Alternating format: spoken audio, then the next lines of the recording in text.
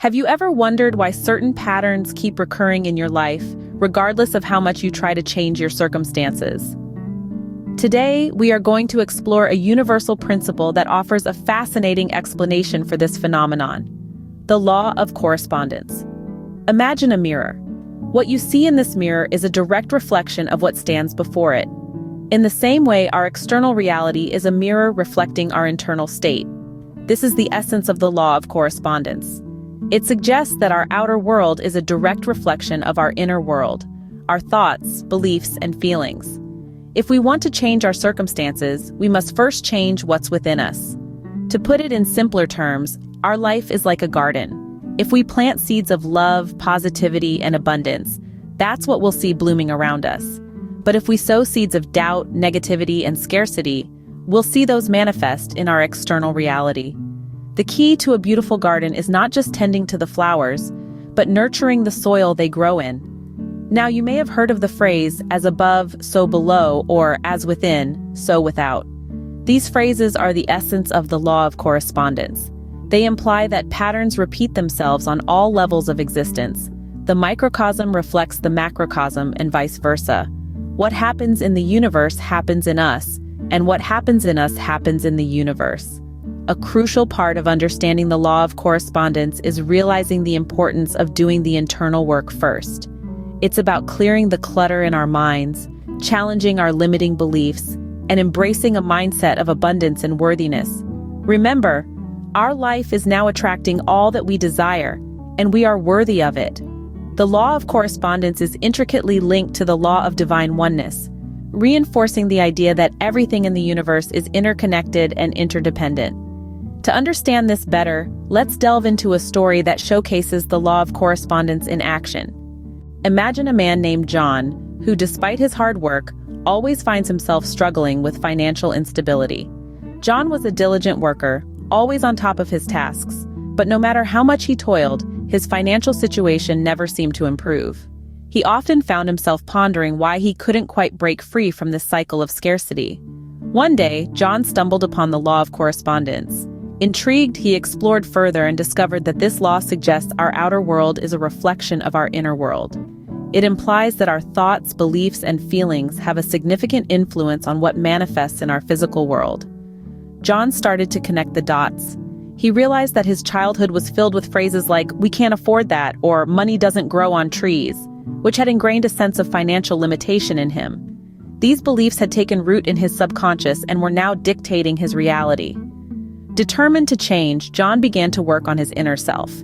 He started to question and challenge his deep-seated beliefs about money. He delved into self-reflection, introspection, and meditation. He consciously replaced his negative thoughts with positive affirmations like, "I am worthy, and my life is now attracting all I desire." He understood that he had to believe in his prosperity before it could manifest in his life. The law of correspondence also resonated with the law of divine oneness, which states that patterns repeat themselves. This principle made John realize that his financial struggles were not isolated incidents, but part of a larger pattern that was rooted in his inner world.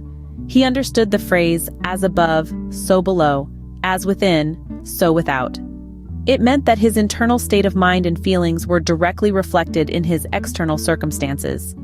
John's journey was not easy. It required patience, persistence, and conscious effort. But he was committed.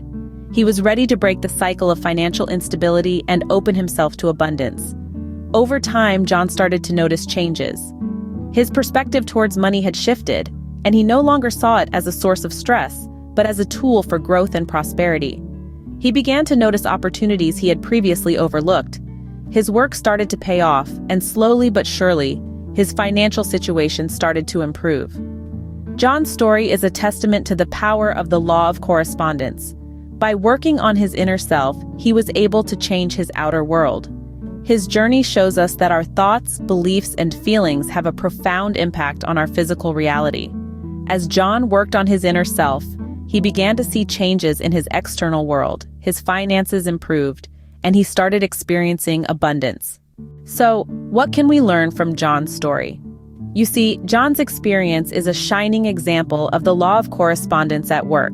This universal law states that our outer world, our circumstances, and what we attract into our lives directly correspond to our internal world, our thoughts, beliefs, and feelings.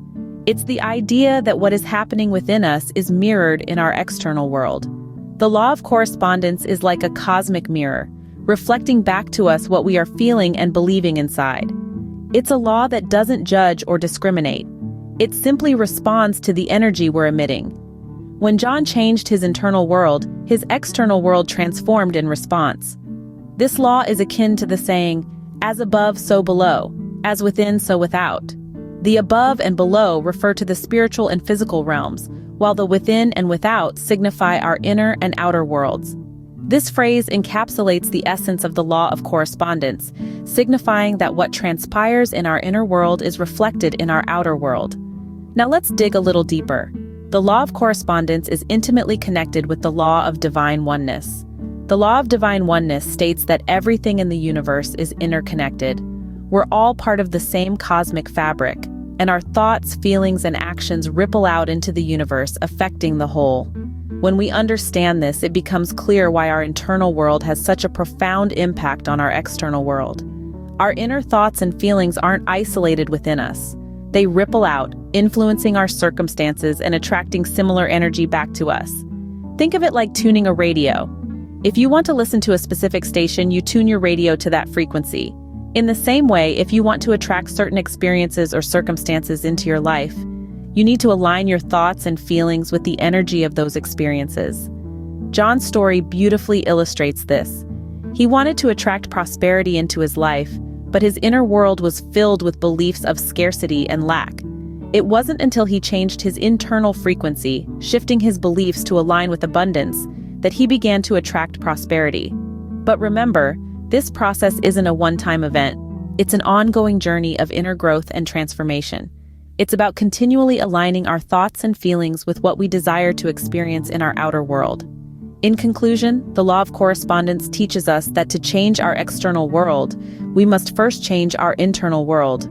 It's a powerful reminder that we hold the keys to our reality. Remember, our external world is a direct reflection of our internal world. Change starts from within. In conclusion, the law of correspondence reminds us that our inner world determines our outer reality. This principle, as old as time itself, speaks to the intimate connection between our personal thoughts, beliefs, and emotions, and the reality we experience every day. It's like a mirror, reflecting our inner selves onto the canvas of our lives. This video has taken you through the essence of this universal law, illustrating it with a story that many of us can relate to. We've all been influenced by our upbringing and societal norms, often leading to beliefs that limit our potential. However, by understanding the law of correspondence, we can take charge of our destiny. The message is clear. If we want to change our circumstances, we must start with changing our inner selves. Our thoughts, feelings, and beliefs are the architects of our reality.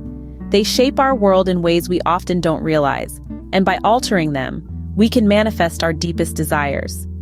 Remember, this law is not about wishful thinking. It's about empowering ourselves, taking responsibility for our lives, and actively creating the reality we want to live in. It's about believing we are worthy of the life we desire and taking the necessary steps to make it a reality. The law of correspondence is a tool for self-empowerment. It challenges us to examine our innermost thoughts and feelings, to question our limiting beliefs, and to redefine our understanding of what's possible. It's a journey of self-discovery and transformation, and it begins with a single, powerful decision. The decision to believe in our worthiness and to actively shape our reality. As we wrap up, remember the phrase, "As above, so below. As within, so without." This is the essence of the law of correspondence. It's a reminder that our outer world is a reflection of our inner world, and by changing the latter, we can transform the former. Thank you for watching. If you found value in this video, please subscribe. Your comments are important to us, so don't hesitate to share your thoughts. Remember, the change begins with you.